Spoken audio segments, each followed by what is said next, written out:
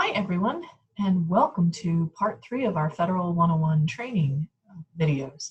Today we're going to talk about information gathering and exploring some of the different federal career options that are available to you as an undergraduate, graduate student, and maybe a recent grad.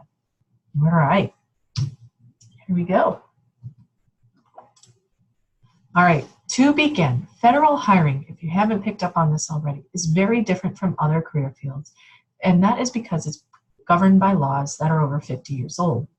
The laws were originally created back when a lot of government work was clerical work, secretarial work, paper processing, and as you all are well aware, a lot of things have changed in over 50 years, yet the law has not kept pace with those changes. There's a lot of efforts being done to change that, but in the interim, we have an imperfect system that sometimes seems to make absolutely no sense, but it is in compliance with federal laws. So today we're going to go over a little bit of what does that mean, what does that look like, and why does it matter. So we're going to go over competitive versus accepted service.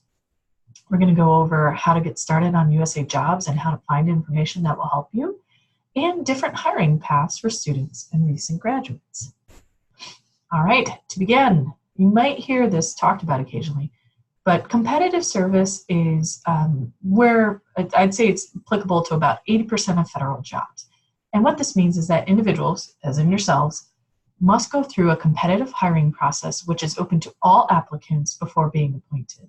During every step of the way, you are being monitored on your qualifications for the job at hand. This is where you may hear things like, well, don't bother networking because it doesn't make a difference.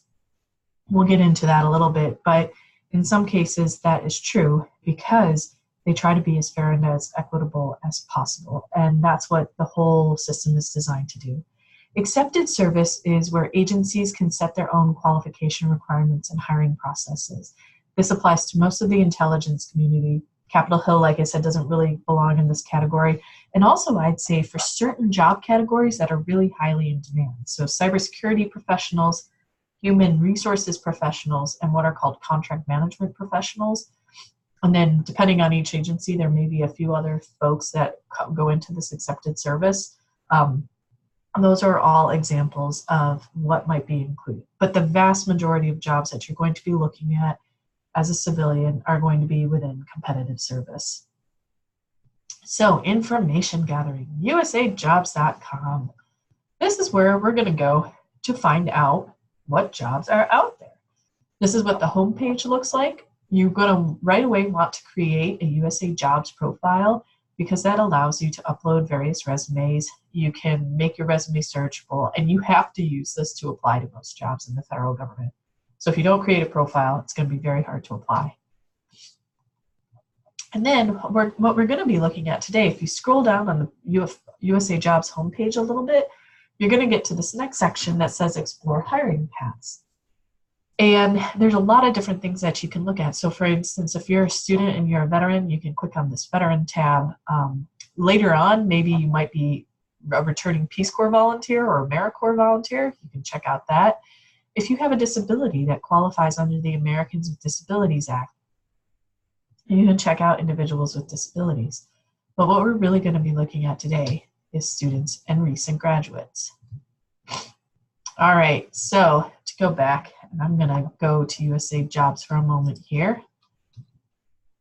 All right, so here's the actual live website. So the cool thing is, if you click on this, it immediately takes you to a page all for students and recent graduates. And we talk about the Pathways program, and there's 3 programs: the internship program, the recent graduates program, and the management fellows program, that are the most commonly used by students. So for example, all right, let's go to this. If we're looking at qualifications, an internship, a Pathways internship program is open to current students that have, that helps you explore different career paths, and you must be currently enrolled in a degree program. At the end of this, you are eligible for a full-time hire, but it's not an automatic thing. The recent graduates Pathways program, you must have a bachelor's or graduate degree in hand, and you are eligible for 40 hours of training and development and the mentorship. And you can apply for up to 2 years of degree completion. So say you graduated in May 2019, you have until May 2021 to apply for the Recent Graduates Program. The PMF program, for those of you who are graduate students, you're only eligible if you are currently enrolled within your final 2 years of advanced degree completion. So either for a master's program or a PhD program. And this is 80 hours of training and development, individual development plans. You're looking at rotational assignments within an agency. The PMF program, the School of Foreign Services Graduate Career Center has a lot of really good information on this. If you're a graduate student, I would seek that out. The application window is in October for like a week, so it's a very short timeline. So I think it's important to learn about it before you decide to apply. All right, so we're going to go back to that USA Jobs. So if we're on the Students and Recent Graduates page, just a really cool trick is, say you're looking, you can find out more about the programs here just by clicking on this link, and it takes you to the internship program in general. And this is right on the Office of Personnel Management's website. So this is the agency that oversees all hiring. So this is important information about the Pathways program. But to go back, if you keep on going on down, you can begin your search. So depending on if you're looking for an internship or you're a recent graduate looking for a job, you can click on this button and it automatically pulls up. You'll see over here in the filter, we're looking at students. There's currently 137 internship opportunities open right now in the federal government. And this is being recorded in mid-July, so this might change. And you can see this one shows you which semester they're looking for. Some of these are kind of open always, and they kind of hire for semesters at a time. But this takes you directly to a page where you can see a bunch of positions that are open. So that's fantastic to have. All right. Like I said, the best places to work rankings can also help you find something on the back end. And I'll show you how. So if you remember, in the last video, we were looking at the best places to work in the federal government. We're going to go to the rankings. And let's actually check out the Department of Commerce. Now, within the Department of Commerce, it's a big, big department. They're actually pretty highly ranked. And I know a couple people that work there, and it's pretty cool. You can go to either their website or you can look at what are called their subcomponents. So these are all agencies that make up the Department of Commerce. So for example, the U.S. Census Bureau, which is hiring like crazy for the 2020 census, is part of the Department of Commerce. Let's check out the International Trade Administration. I get a lot of questions about international trade. So you can look at this. You can see how they're ranked amongst other what are called subcomponents. You can see their mission right here and go directly to their page. When you go to their page, right here up at the top, you can follow them on social media, read about what they're doing, look at their success stories, try to understand more about what the International Trade Administration does. But you can look at careers, and you can say, look, it says ITA on USA Jobs, so you can look at opportunities, and this will take you directly to the page where they have current job openings. So from here, you can see that there's a couple different positions that are open for recent graduate students or graduates, whether you're undergrad or graduate. So, and we'll go into some of this later, how to know if you're qualified. But the cool thing is it's really hard to use USA Jobs search engine. You might have tried it on your own.